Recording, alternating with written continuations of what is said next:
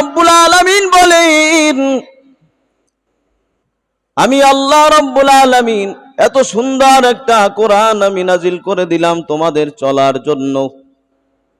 দুনিয়ার মধ্যে তোমরা যে চলবা, এই চলার জন্য তোমাদেরকে কিতাব যে দিলাম, এই কিতাব ভুল তো নাই। এবং এই কিতাব যারা পড়বে, লা ইলাহা ইল্লাল্লাহ, লা ইলাহা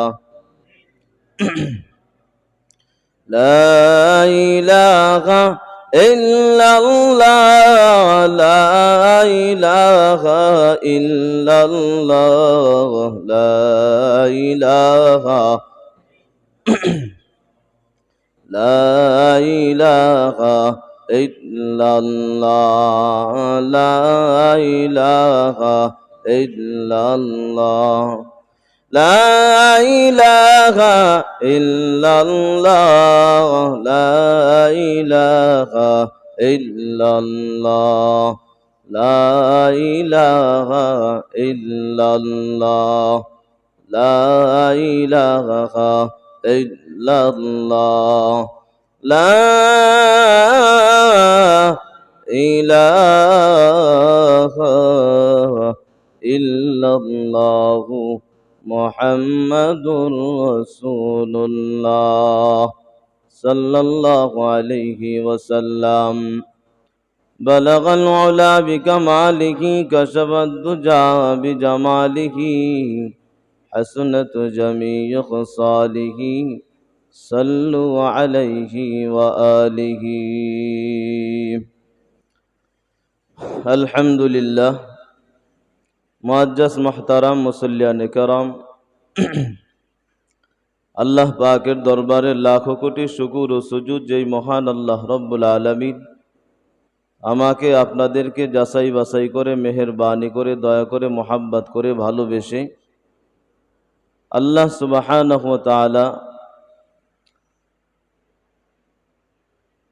এই পৃথিবীর জমিনে ফিতনা ফাসাদের যুগে, বিপদ আপদের যুগে আল্লাহ রব্বুল আলামিনের বান্দা হিসাবে কবুল করে, নবীজির উম্মত হিসাবে কবুল করে আল্লাহ রব্বুল আলামিন পবিত্র ঈদুল আজহা উদযাপন করার পরে এই পবিত্র জুমাতে আসার এবং বসার তৌফিক দান করলেন। এই জন্য আল্লাহ তাআলার দরবারে সকলেই অন্তর থেকে মহাব্বতে শুকরিয়া জ্ঞাপন করি, সকলেই বলি আলহামদুলিল্লাহ।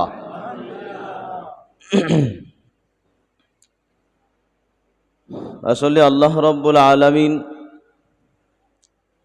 যদি তৌফিক দান করেন তাহলে ভালো কাজ করা যায়, আর যদি তৌফিক না দেন তাহলে ভালো কাজ করা সম্ভব না।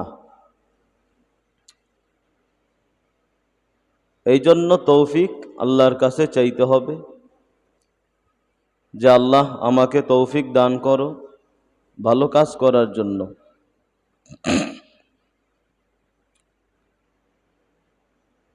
কারণ মনে চায় ভালো কাজ করতে, কিন্তু আল্লাহ যদি তৌফিক না দেন তাহলে কিন্তু করা সম্ভব না। এই জন্য সবসময় আল্লাহ তাআলার কাছে তৌফিক চাইতে হবে।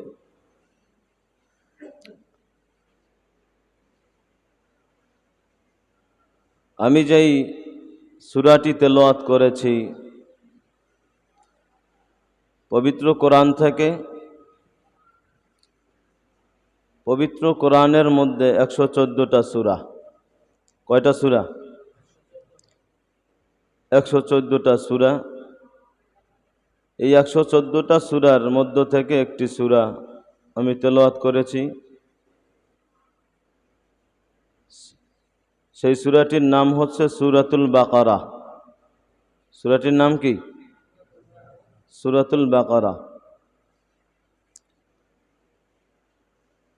কোরআন শরীফের প্রথম সূরা। এই সূরাতুল বাকারা এটি এমন একটি সূরা যেই সূরাটি হাদিসের মধ্যে আসছে নবীজি সাল্লাল্লাহু আলাইহি সাল্লাম বলেছেন যে এই সূরাটি যেই ঘরের মধ্যে তেলাওয়াত করা হবে, পাঠ করা হবে, ওই ঘরের মধ্যে শয়তান থাকবে না। সুবহানাল্লাহ। ওই ঘরের মধ্যে শয়তান থাকবে না, ওই ঘরের মধ্যে বিপদ আপদ থাকবে না, বালা মুসিবত থাকবে না। এই সূরাতুল বাকারা এমন একটা সূরা, এই সূরার মধ্যে সব কিছু আছে। যে পবিত্র কোরআনের মধ্যে যা আছে এই সূরাতুল বাকারার মধ্যে তা আছে। এই সূরাতুল বাকারা অনেক ফজিলতপূর্ণ একটি সূরা।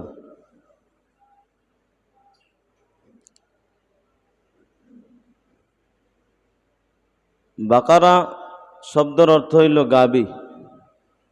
বাকারা শব্দের অর্থ কি? গাবি। আমরা যেই গরু পালন করি, গরু পালি না অনেকে, গরুর মধ্যে যেই গাবি আছে সেই গাবিটির নাম আরবিতে বলা হয় বাকারা, বাংলায় হইল গাবি। তাই বাকারা কেন রাখলেন এই সূরার নাম? কারণ এই সূরার মধ্যে একটি গাবির আলোচনা আছে। কিসের আলোচনা? গাবির আলোচনা। এই জন্য এই সূরার নামকরণ করা হয়েছে বাকারা নামে, ওই গাবির নামে। এই সূরার শুরুতেই আছে আলিফ লাম মিম। এই আলিফ লাম মিম এগুলি হচ্ছে হরফুল মুকাত্তাআত। অনেক সূরার শুরুতে এগুলি থাকে, হরফ থাকে, আলিফ লাম মিম, আলিফ লাম র, তারপরে আলিফ লাম মিম সদ, এরকম অনেক আছে বর্ণ দিয়ে প্রথমে শুরু, হরফ দিয়ে শুরু। আল্লাহ রব্বুল আলামিন সূরাতুল আলে ইমরানের মধ্যে বলছেন,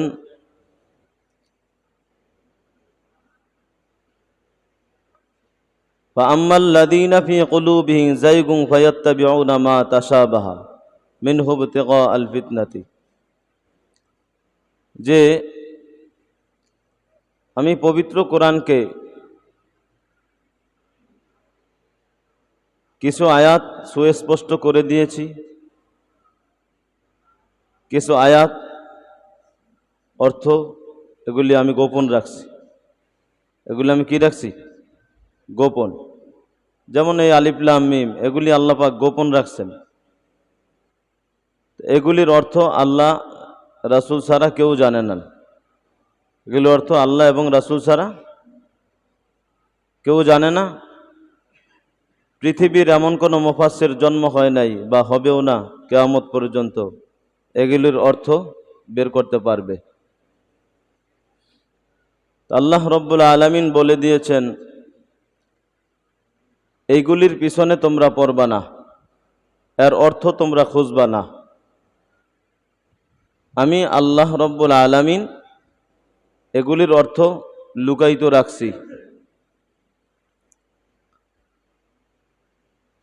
ওমা ইয়ালামু তাউইলাহু ইল্লাল্লাহ, এগুলির এলেম একমাত্র আল্লাহ পাক জানেন। এখন আমরা জানি 30 পারা কোরআন, আমরা পড়েছি 30 পারা কোরআন। আবার সমাজের মধ্যে এমনও কিছু লোক আছে তারা বলে 90,000 কালাম। কিছু কিছু যারা মারেফতের যোগে আছে বলে যে আমরা মারেফতে আছি, শরীয়তের খবর নাই, মারেফত নিয়ে কি টানাটানি, নামাজের খবর নাই, বলতেছে আমরা গোপনে নামাজ পড়ি। তো গোপনে নামাজ পড়ো, প্রকাশ্যে নামাজের কথা আছে না নাই? আছে না নাই? প্রকাশ্যে নামাজের কথা যদি না থাকতো তাহলে আল্লাহ পাক কোরআনের মধ্যে 82 জায়গায় নামাজের কথা বলছেন। ওয়াকিমুসসালাহ ওয়াকিমুসসালাহ ওয়াকিমুসসালাহ, তোমরা নামাজ কায়েম করো। নামাজ কি করো? কায়েম করো। তো যারা বলে 90,000 কালাম, তাহলে তাদের কথা সঠিক না। তাদের কথা কি না? সঠিক না।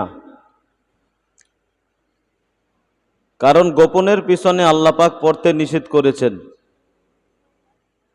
তা যারা গোপনের পিছনে, এই যে আলিফ লাম মিম এই সমস্ত হরফের পিছনে যারা পড়ে থাকবে, যারা এগুলির অর্থ খোঁজার চেষ্টা করবে, এগুলি অর্থ খোঁজার চেষ্টা করতে আল্লাহ পাক নিষেধ করেছেন, তাহলে যারা করবে তাদের ঈমান থাকবে না। তাদের কি ঈমান থাকবে না? কারণ আল্লাহ পাক নিষেধ করেছেন। আর আল্লাহর কথা যদি কেউ না মানে, তার ঈমান থাকে? তার ঈমান থাকবে? থাকবে না। এই জন্য যারা এই সমস্ত শয়তানি কথা বলবে যে মারেফতে শরীয়ত বাদ দিয়া মারেফত, শরীয়ত পালন করতে করতে না মারেফত হাসিল হবে। আসল জিনিসই যদি আপনার না থাকে, আসল জিনিসই যদি আপনার না থাকে, তাহলে নকল জিনিস নিয়ে তো দৌড়দৌড়ি করা যাবে না, ঠিক কি না? আসল জিনিস কি? যে মূল অস্তিত্বই যদি না থাকে তাহলে তো এটা ভিত্তিহীন। যেমন দুধ আছে, এটার অস্তিত্ব আছে। দুধই যদি না থাকে তাহলে তার মাখন হবে? মাখন হবে? হবে না। তাহলে দুধ এটা হলো শরীয়ত, এটাকে নাড়াচাড়া করতে করতে করতে করতে এটার থেকে যেটা বের হবে মাখন বা যাই কিছু হোক, এটা হইল মারেফত। এটা হইল কি? মারেফত। তা মারেফতটা হইল গোপন।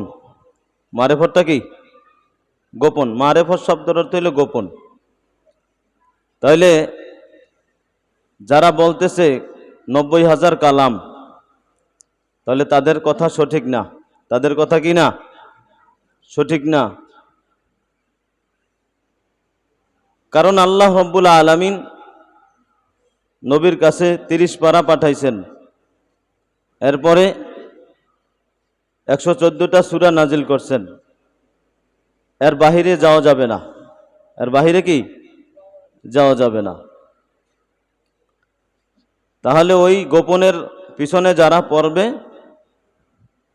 তারা আল্লাহর বিরোধিতা মধ্যে পড়ে যাবে। আর আল্লাহর বিরোধিতা যারা করবে তাদের ঈমান থাকবে না। তাদের ঈমান কি থাকবে না। তাহলে আল্লাহ রব্বুল আলামিন বলতেছেন আলিফ লাম মিম, এগুলির অর্থ আমি জানি। এরপরে বলতেছেন যালিকাল কিতাব লা রাইবা ফীহ, যালিকাল কিতাব লা রাইবা ফীহ, এটি এমন একটি কিতাব যে কিতাবের মধ্যে কোনো সন্দেহ নেই। যে কিতাবের মধ্যে কি নাই? সন্দেহ নাই। তাহলে দেখেন, এই কথা বিশ্বাস যারা করবে না তাদের ঈমান তো থাকবেই না, এবং যারা সন্দেহ পোষণ করবে তাদেরও ঈমান থাকবে না। তাদেরও কি ঈমান থাকবে না। তাহলে আল্লাহ পাক সন্দেহ করতে নিষেধ করেছেন। বিশ্বাস তো পরে, সন্দেহ করা যাবে না। কি করা যাবে না? সন্দেহ পর্যন্ত করা যাবে না।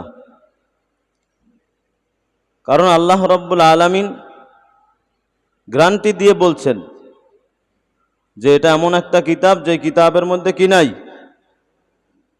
ভুল থাকবে তো দূরের কথা, সন্দেহ পর্যন্ত নাই।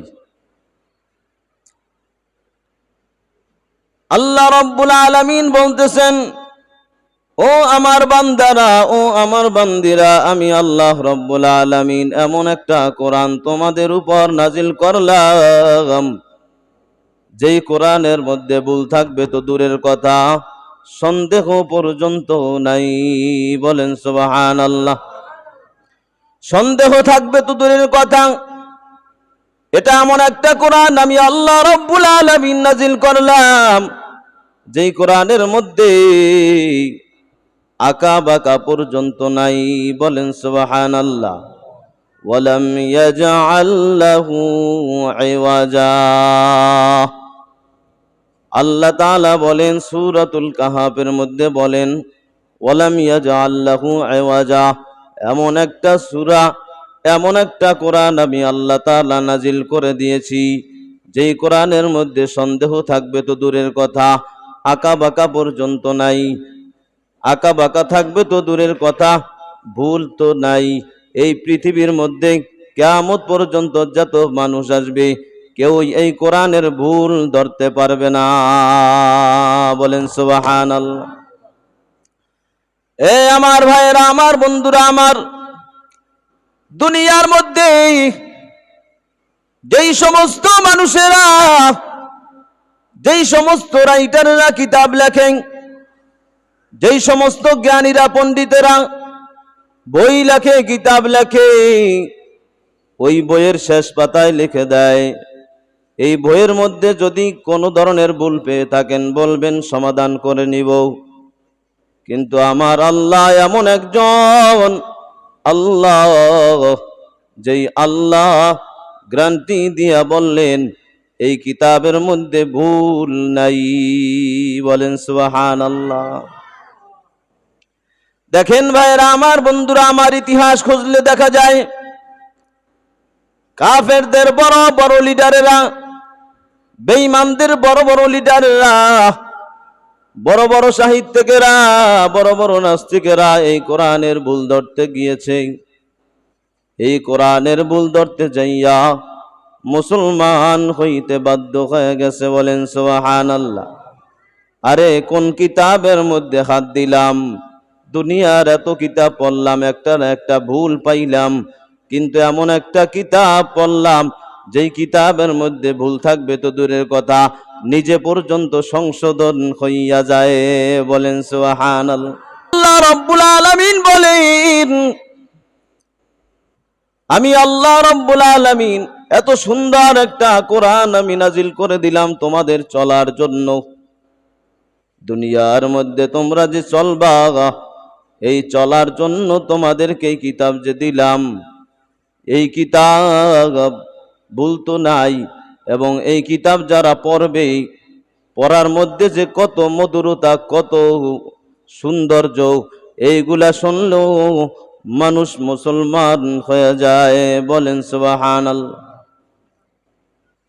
কোরআন দিলেন মধুর, এই কোরআনের ধারক বাহক যাদেরকে বানাইলেন তাদের কণ্ঠ আল্লাহ রাব্বুল আলামিন মধুর দিয়ে দিলেন। বলেন সুবহানাল্লাহ। কারণ আমার নবী, আপনাদের নবী হযরত মুহাম্মদুর রাসূলুল্লাহ সাল্লাল্লাহু আলাইহি সাল্লাম যখন এই কোরআন তেলাওয়াত করতেন, কাফের বেঈমান যার কানের মধ্যে যাইতো, যারা মনোযোগ দিয়ে শুনতো, ওই সমস্ত কাফেররা কোরআন শুনিয়া নবীর কণ্ঠে মুসলমান হয়ে যাইতো। বলেন সুবহানাল্লাহ। কোরআন শুনিয়াও মুসলমান হয়ে যাইতো। এটা তর্জমা করতে হইতো না, তর্জমাও করা লাগে নাই, শুনছে মুসলমান হয়ে গেছে, অন্তরের মধ্যে ভালো লাগছে। আরে কি কিতাব রে বাবা! এই জন্যই তো আল্লাহ রাব্বুল আলামিন বলেছেন, ইন্নামাল মুমিনুনা আল্লাযীনা ইযা যুকিরাল্লাহ।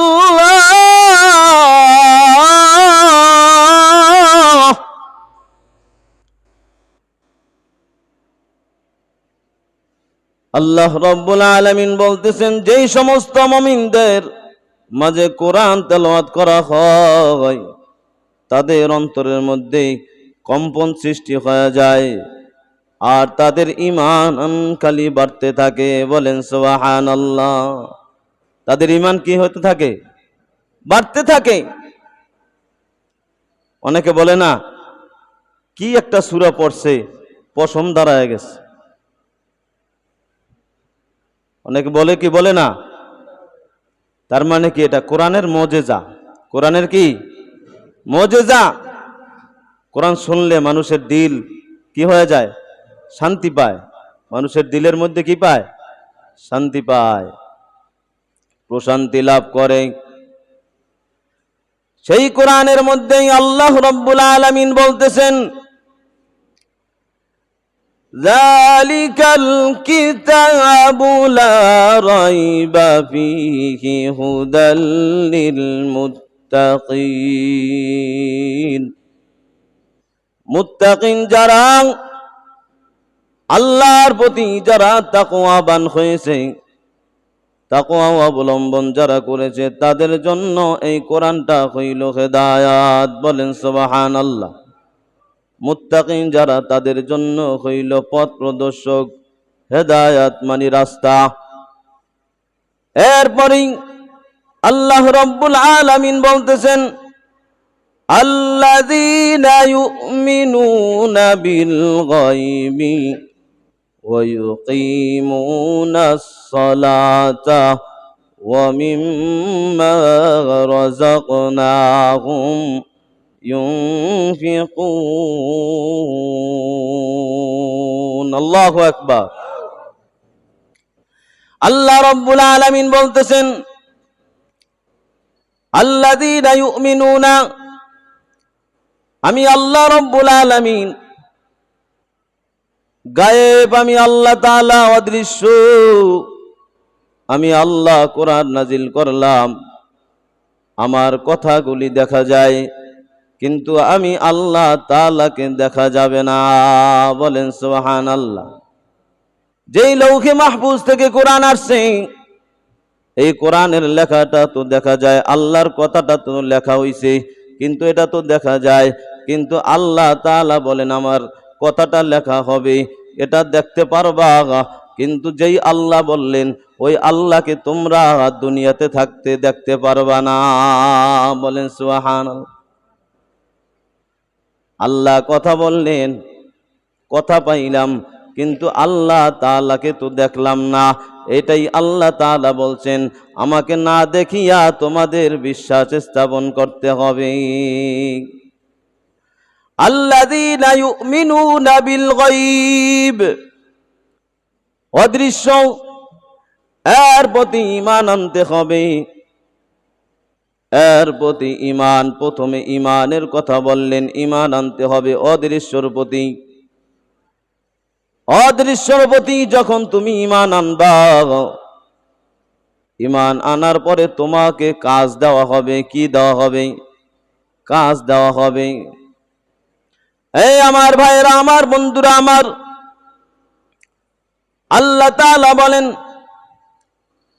তোমাদের যে আমি আল্লাহ তাআলা দুইটা চক্ষু দান করেছি, এই চক্ষের পাওয়ার আমি আল্লাহ তাআলা এমন দিয়েছি, দুনিয়ার সব কিছু দেখবা, কিন্তু ওই চোখের পাওয়ার দিয়া আমি আল্লাহ তাআলাকে তোমরা দেখতে পাইবা না।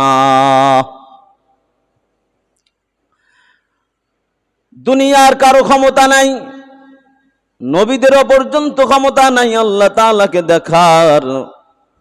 আল্লাহর ওলিরাও আল্লাহ তাআলাকে দেখার ক্ষমতা নাই।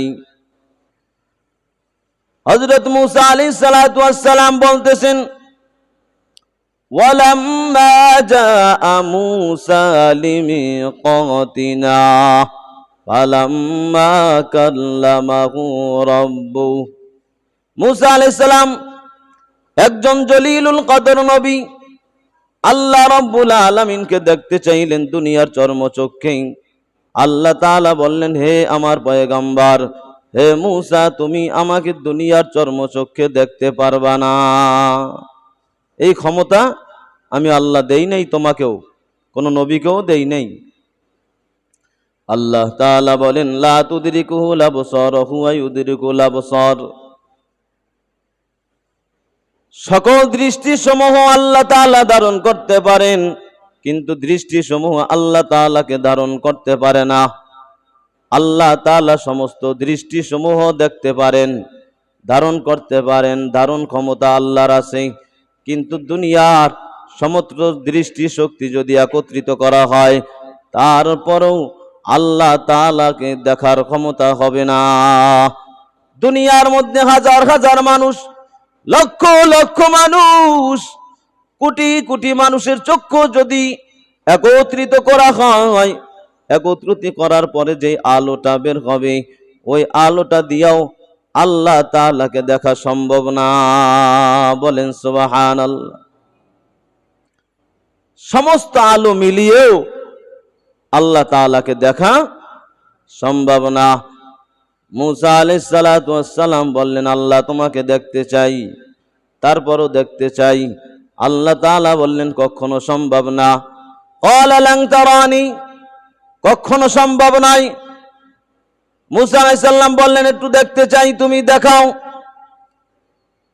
আল্লাহ তাআলা বললেন, আচ্ছা ঠিক আছে, ওই পাহাড়ের মধ্যে যাও, পাহাড়ের উপরে ওঠো, আমাকে যদি তুমি দেখতে চাও। এবার যখন আল্লাহ রব্বুল আলামিনের নূরের তাজাল্লি বের করলেন, ফালাম্মা তাজাল্লা রাব্বুহু লিল জাবালি জাআলাহু দাক্কাও ওয়া খাররা মূসা সাইকা। বলেন সুবহানাল্লাহ। যখন আল্লাহ রব্বুল আলামিনের নূরের তাজাল্লি যখন বের করলেন, মুসা আলাইহিস সালাতু ওয়াস সালাম জলিল কদর একজন নবী, তিনি বেহুশ হয়ে গেলেন, পাহাড়গুলি চূর্ণ বিচূর্ণ হয়ে গেল, কিন্তু আল্লাহ তাআলাকে দেখতে পাইলেন না। বলেন সুবহানাল্লাহ। মুসা আলাইহিস সালামের যখন হুঁশ ফিরে আসলো, আল্লাহর কাছে তওবা করা শুরু করলেন।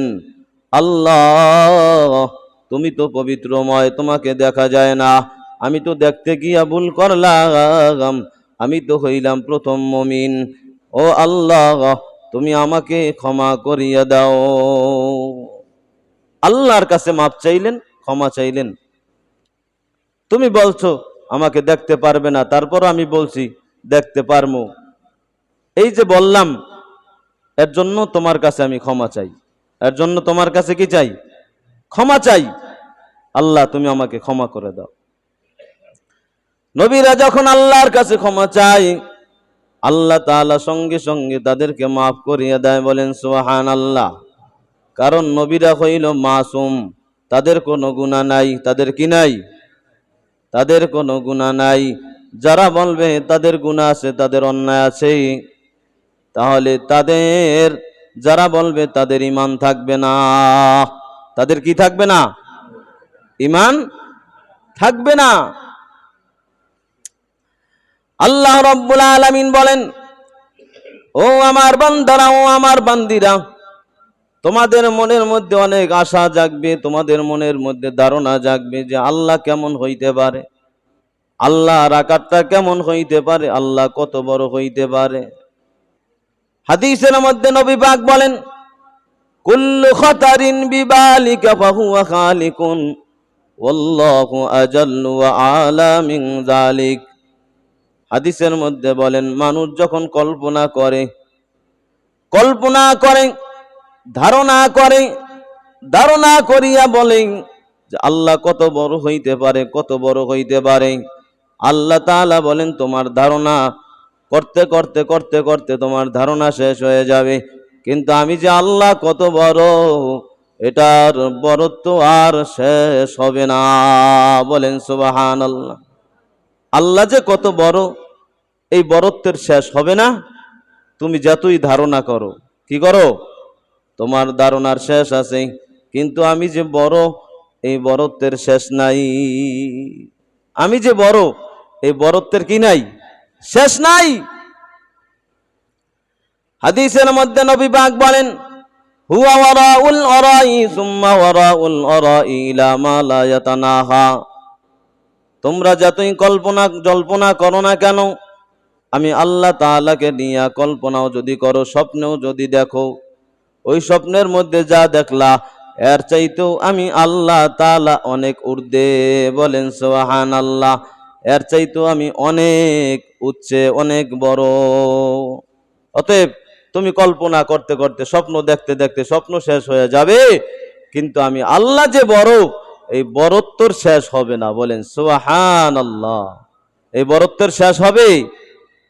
বড়ত্বের শেষ হবে না। এই আমার ভাইরা, আমার বন্ধুরা, আমার এই জমানার মধ্যে কিছু মানুষ বের হয়েছে যারা নিজেকে পীর দাবি করে, আল্লাহর ওলি দাবি করে। এরা আবার বলে যে আমি আল্লাহ তাআলাকে দেখছি, আল্লাহর সাথে পরামর্শ করতেছি। এরকমও কিছু লোক আছে আমাদের বাংলাদেশে, কয় আল্লাহর সাথে আমি পরামর্শ করছি, আল্লাহর সাথে আমি কথা বলছি। এরকম একজন ভণ্ড পীর আমাদের বাংলাদেশে ছিল, এখন মারা গেছে। এর নাম বললে আপনারা চিনবেন, হলো দেওয়ানবাগী। নাম শুনছেন না? শুনছেননি? কয় আমি আল্লাহর লগে পরামর্শ করছি। নাউজুবিল্লাহ বলেন, নাউজুবিল্লাহ বলেন। তা মূসা আলাইহিস সালাম একজন নবী হইয়া আল্লাহ তাআলাকে দেখতে পারলো না। আর তুমি তো এর দুলার দুলার দুলার দুলার, এটাকে যদি কোটি কোটি ভাগ করা এর সমান হও নাই। নবীর পরে হইল সাহাবায়ে কেরাম, সাহাবায়ে কেরামদের পরে হইল তাবিঈন, তাবিঈনদের পরে হইল তাবি তাবিঈন, এরপর হইল যাইয়া ইমাম মুস্তাহিদিন, এরপর হইল পীর মাশায়েখ। একজন সাহাবী যুদ্ধের ময়দানে গেছে, ওই যুদ্ধের ময়দানে গিয়ে যে ঘোড়াটা চড়ে গেছে, ওই ঘোড়াটার খুরার মধ্যে যেই ধুলা লাগছে না, এই ধুলাটা যদি, একটা ধুলা কণাটা যদি 1000 ভাগ করা হয়, তারপর ওই একটা কণার ভাগের 1 ভাগের সমান বর্তমান পিসাবের মর্যাদা হয় নাই।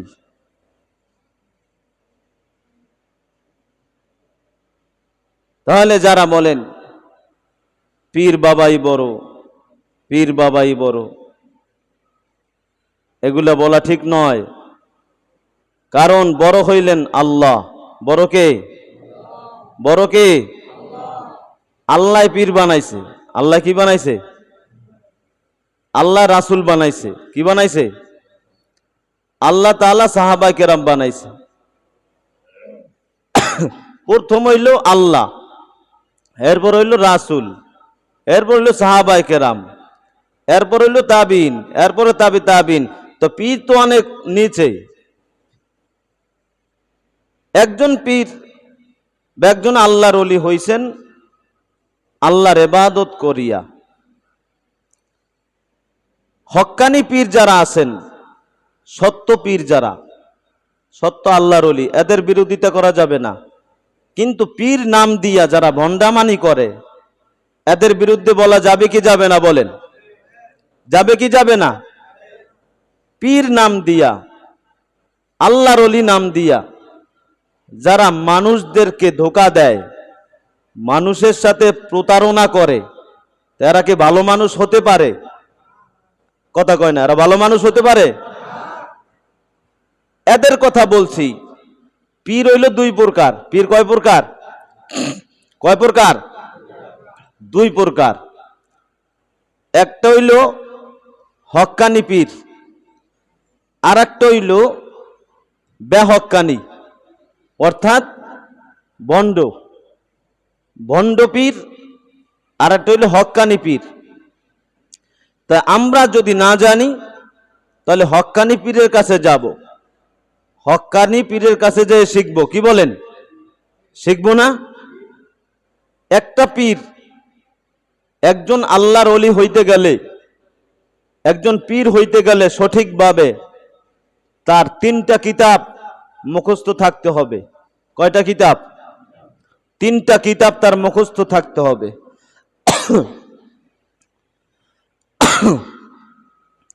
3টা কিতাব তার মুখস্থ থাকতে হবে। একটা কিতাব হইল কোরআন, 2 নাম্বার হইল হাদিস, 3 নাম্বার হইল হেদায়া কিতাব। যেই হিদায়া কিতাব মানে হইল মাসআলা মাসাইল, যার সমস্ত মাসআলা মাসাইল জানা থাকবে, ওই ব্যক্তি যদি সঠিকভাবে আল্লাহর আমল করে, আল্লাহর কথা মানে, তাহলে ওই ব্যক্তি পীর দাবি করতে পারে। ওই ব্যক্তি, এমনও কিছু বাংলাদেশে পীর আছে সূরা ফাতিহা পর্যন্ত জানে না, আছে না নাই? যারা জায়গায় জায়গায় ঘোরেন এরা দেখতে পায় যে কোন জায়গায় মানুষ কি আছে। এমনও পীর আছে সূরা ফাতিহাটা পর্যন্ত সহি হয় না, সূরা ফাতিহাটা পর্যন্ত কি হয় না? সহি হয় না। তাহলে যার সূরা ফাতিহা সহি হয় না, একটা সূরা পর্যন্ত জানে না, এর পিছনে যদি মানুষ দৌড়ায়, এর সাথে যদি মানুষ থাকে, তাহলে আপনারাই ফতোয়া দেন ওই ব্যক্তিরা কি শিখবে? তাহলে ওই পীর তো মূর্খ, ওই মুরিদেরাও হইব মূর্খ, ঠিক কি না? মূর্খ হবে না? এরাও কি হবে? মূর্খ হবে কি না? হবে। এই জন্য শিক্ষিত পীরের পিছনে করতে হবে, শিক্ষিত প্লাস আমলওয়ালা, ইখলাস যেই সমস্ত পীরের কাছে আছে। যেই সমস্ত পীররা খালি মুরিদের কাছে টাকা চায়, খালি কয় টাকা আনো, ই করো, এইটা আনো সেইটা আনো, যেই সমস্ত পীরেরা বলবে, তাহলে মনে করবেন এই পীর বালানা, এই পীর কিনা বালানা, এই পীর কিনা বালানা। যার দুনিয়ার লোভ আছে, পীর আল্লাহর ওলি, আর তো দুনিয়ার কোনো লোভ থাকার কথা না, দুনিয়ার কোনো কি থাকার কথা না। আমি কিন্তু হক্কানি পীরের পক্ষে বলছি, বেহক্কানি যারা এদের বিপক্ষে বলছি, অর্থাৎ যারা সঠিক না তাদের বিরুদ্ধে বলছি, কি বলেন? আর যারা সঠিক তাদের পক্ষে বলবো 100 বার, 1000 বার। তাহলে যারা দুনিয়া হাসিল করার জন্য মুরিদ বানায়, মুরিদের কাছ থেকে অর্থ সম্পদ হাতিয়ে নেয়, এরা মনে করবেন সঠিক পীর না, এরা সঠিক মানুষ না, এরা কি না? সঠিক মানুষ না।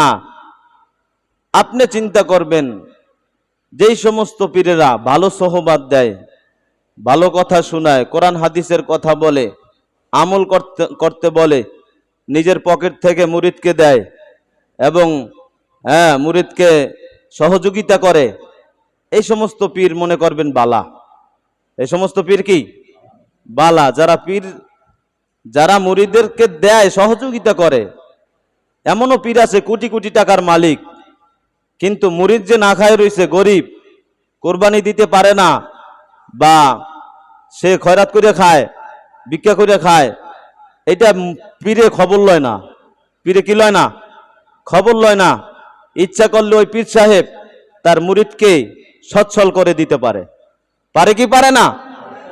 ইচ্ছা করলে ওই মুরিদকে ডাক দিয়ে, আসো, তুমি তো আমার কাছে আসো, সোহবত নিয়ে যাও, এবং তোমার কি অবস্থা, বাড়ির কি হাল হাকিকত, যদি খারাপ হয় এখান থেকে নিয়ে যাও, সুন্দরভাবে চলো, একটা ব্যবসা বাণিজ্য করিয়া তুমি কি হও? ভালো হও। কি হও? ভালো হও। তাহলে মনে করবেন এই পীরটা সঠিক, এই পীর বালা, কোনো তার স্বার্থ নাই। হ্যাঁ, স্বার্থ একটাই, যে আমার দ্বারা যেন এই ব্যক্তি আল্লাহ রাসূলের পথ পায়। কি পায়?